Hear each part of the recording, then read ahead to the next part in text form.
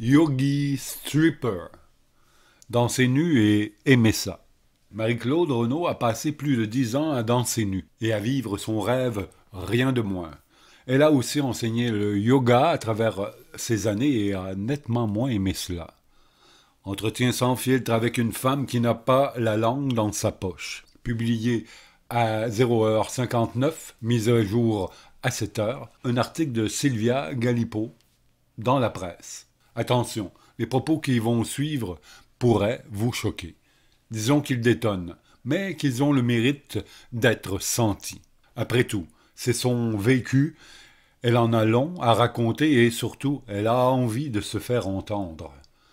J'ai voulu mettre ces deux milieux face à face parce que je suis mieux dans un bar de danseuses que dans une école de yoga, déclare sans hésiter celle qui publie ces jours-ci Yogi Stripper, un récit autobiographique aux éditions La Mèche, la courte échelle, dans la collection Flamèche. Si elle ne met pas de gants dans son texte, elle les jette carrément en personne. Un bar de danseuses, c'est lumineux. Il y a de la place pour toutes sortes de personnes et personne ne te fait la morale. Tandis que dans une école de yoga, enchaîne l'autrice, rencontrée il y a quelques jours, on juge beaucoup ce que je mange, ce que je consomme, à quelle heure je me lève. Il y a des requins partout. Dans un bar de danseuses, les requins sont des requins. Dans un studio de yoga, ils sont déguisés en dauphins. Dans un studio de yoga, les rapports sont doux. Il y a beaucoup de bonne foi. Mais ce n'est pas parce que c'est de la bonne foi que c'est correct de le faire. Enchaîne celle qui en a soupé de la supériorité morale, servie en outre par un faux gourou déguisé en dauphin. On l'a compris, dauphin sorti de sa vie depuis, on vous rassure. D'ailleurs, si elle n'enseigne plus le yoga, je vais en faire pour m'occuper de mon corps. Elle n'a pas fermé la porte à la danse pour autant.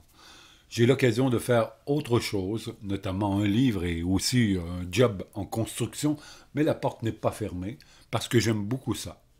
Pourquoi, au juste, aussi loin qu'elle se souvienne, Marie-Claude Renaud, un véritable moulin à paroles, a toujours aimé danser. Pour oublier, croit-on, la musique c'est envoûtant, il y a quelque chose d'hypnotisant.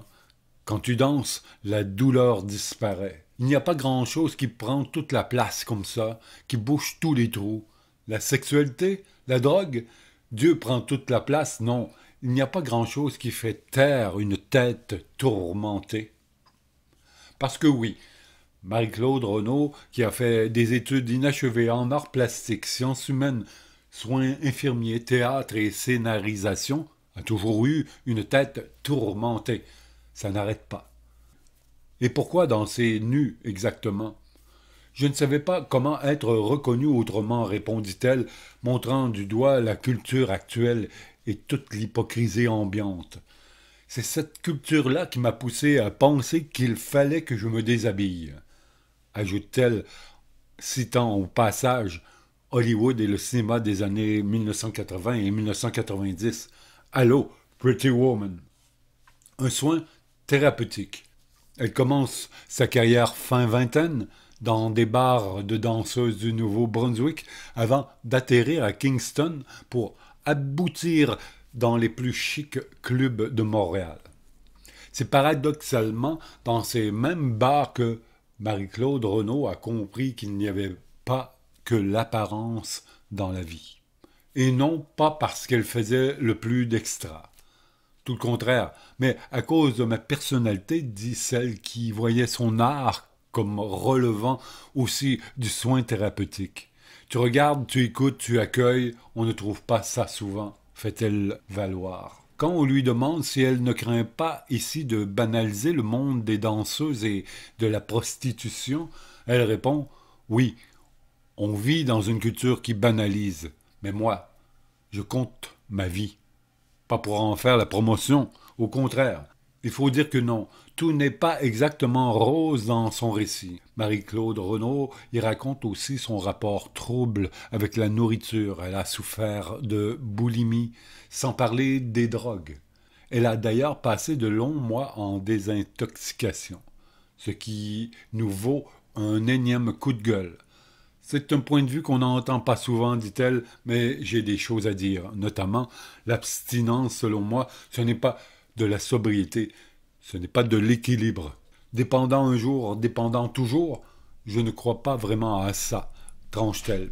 Peut-être dans certains cas, peut-être pas, ajoute-t-elle. Moi, je prends une puff de joint tous les 2 jours, je suis capable de manger un dessert et je suis capable de prendre un verre sans me saouler. Notez l'ironie. Je me plains des gens qui font la morale et je termine en faisant la morale, rit Marie-Claude Renaud.